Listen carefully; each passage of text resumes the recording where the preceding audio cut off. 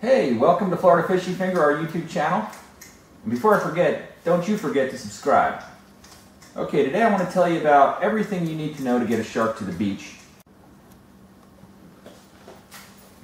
And in today's video, we're going to tell you about how to catch a really big shark, or maybe even a smaller shark, fishing off the beach in Florida. But this technique will work just about anywhere. Now, of course, the hook is only the first thing to consider, or maybe the last thing to consider, but we're going to try and walk you through every part of the shark fishing experience, what you need to get set up to make sure you not only hook a shark, but you can get it to the beach.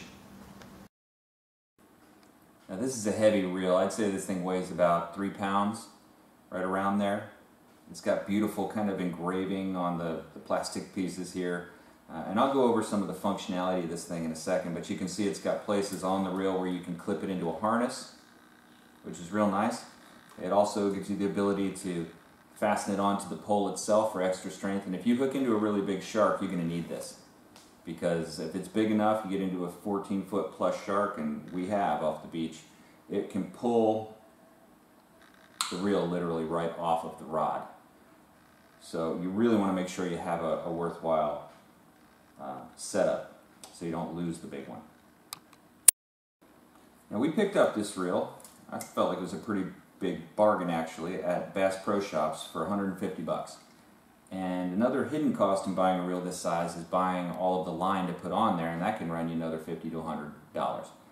But if you buy it at Bass Pro, they will spool line onto it for you, complimentary with the reel. So we did that. And I should mention that the right way to go, this will hold a lot of line, and you want to have a lot of line. You could go either real heavy test or much lighter test. And the advantage, we went kind of in between. We got 60-pound test on here, just regular monofilament that gives a little stretch in the line. And the reason we did that was so that we have much more line to give the shark as it runs for the horizon, and they will run. You're not going to turn the head of a shark and turn it towards the beach. All you can really do is tire it out and let it run. And by putting 60-pound test on here, we give it that ability. We get plenty of line because it'll just go and go and go. And you don't want to run to the end of the spool, as we have on our other rigs, and see it pop right off. Really where you want to have the heavy line is on the leader, but I'll cover that in just a little bit. Okay, now let's talk about some of the features, how this reel actually works. One other thing I want to say about this when talking about comparable reels is if you're looking for something like this in another reel, you could pay $650 or more. So at $150 it was a great price. Okay, so what do we have here? This is a 2-ball bearing reel. It has a star drag system. That means to adjust the drag, you just turn this back and forth, and that's really handy. Also, I think this is a lot less prone to break than some of the other drag systems I've seen. Okay, and we have this lever. You can switch back and forth. This engages the reel so that when you turn the handle you can bring in line, and this free spools it. You can see it goes back and forth very easily like this. But you want to be careful when it's like that, because you could easily get into a situation where the line flows out freely and gets tangled. You can always, of course, put your thumb on it to kind of slow it down and provide some manual drag that way. Okay, on the other side of this reel, we have whether or not what I call the clicker is engaged or not. And this is clicking, this is not. Okay, so you can see the difference there.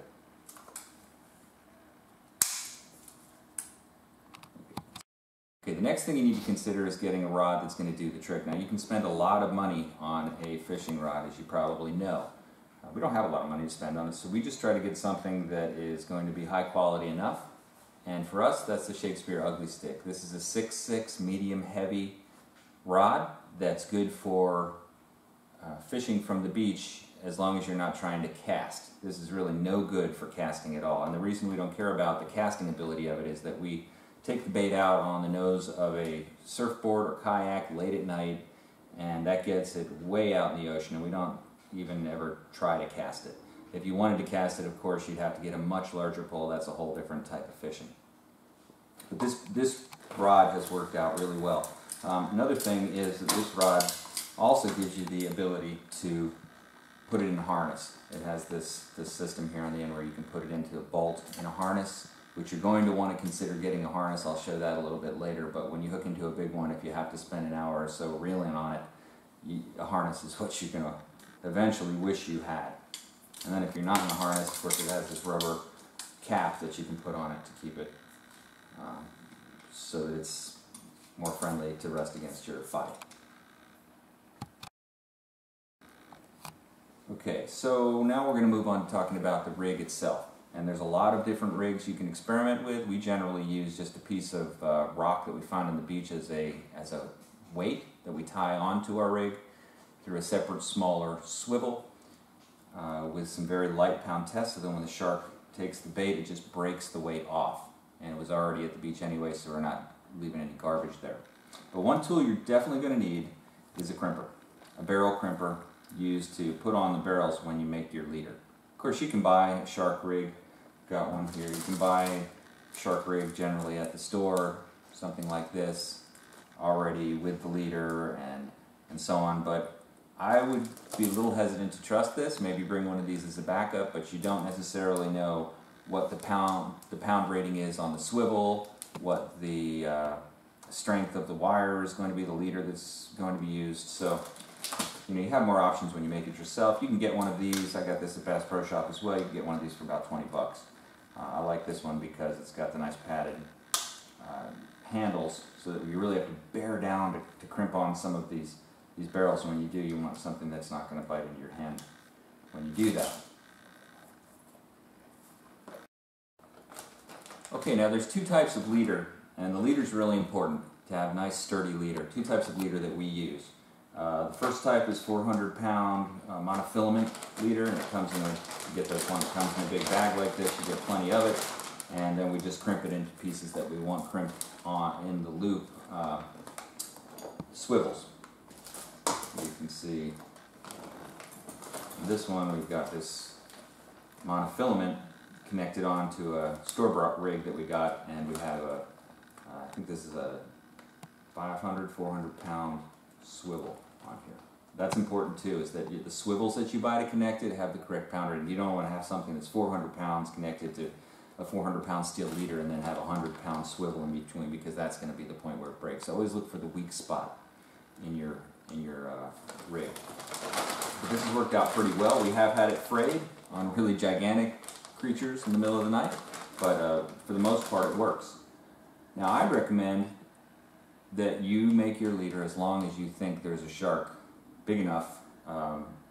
You want to make your leader as long as the shark you think you're going to catch, or at least maybe a little longer in case it even gets wrapped around the shark when they take the bait. So what we do is we connect the line to steel cable leader. I think this is right around 600-pound steel cable leader. In this case we've got a circle hook, lots of options for hooks. I showed you this one, and then which is more of a hook that you would set in the shark, the circle hook, which of course is one you just kind of pull and it falls into the corner of the mouth. Here's a hook that's much smaller.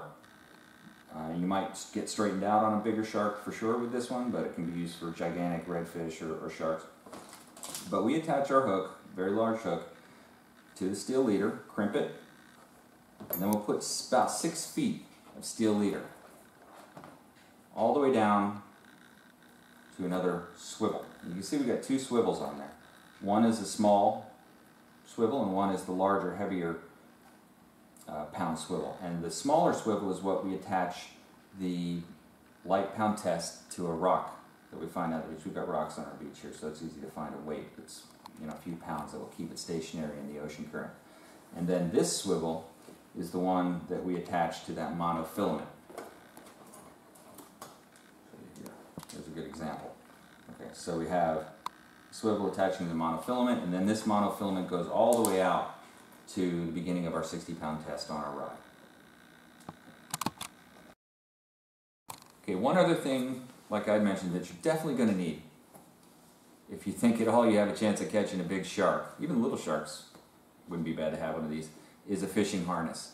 Now, there's all kinds of varieties of fishing harnesses available, all the way from offshore, serious like marlin fishing harnesses, to a less expensive. This is another one we just bought at Bass Pro Shop, and it didn't cost much. I think it was like 10 bucks about. It just comes with a little clip. It's got an adjustable waistband, a plastic cup, and you just wear it around your waist. And you just hook the rod in there, and this will work just fine.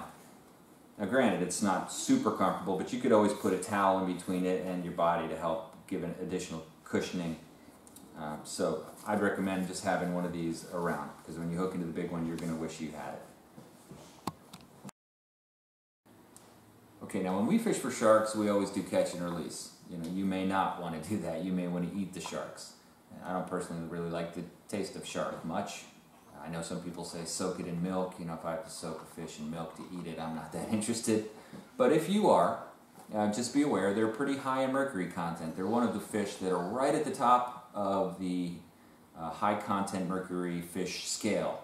So if you're eating shark, you're getting a pretty good dose of mercury, and you probably, I've seen in South Carolina where we're fishing and other places that they recommend don't eat more than 1 serving of shark a week.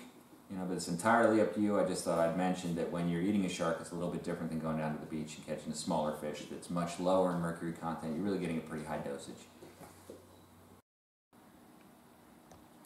Okay, so that's what you need to catch a shark from the beach. The only other thing, I suppose, is some bait. And for bait, you want to choose something that's very bloody, something that's very oily. Stingrays work great, Spanish mackerel work great, bluefish, mullet. Really any fishy, stinky, oily bait fish will work. You know, put some cuts in it, get it a little bloody, and you know, we always fish from the bottom, from a weight, and that seems to work just fine. You know, there are other ways to do it, but we're talking about shark fishing from the beach here, and for us that's the most convenient. It keeps the bait in one place, and they'll pick it right up off the bottom of the ocean, no problem, so you don't have to worry about that. Okay, I hope you enjoyed this video, and maybe you'll come back and see some more, and I hope you subscribe to Florida Fishy Finger. And don't forget to like it if you like it. Thanks for watching.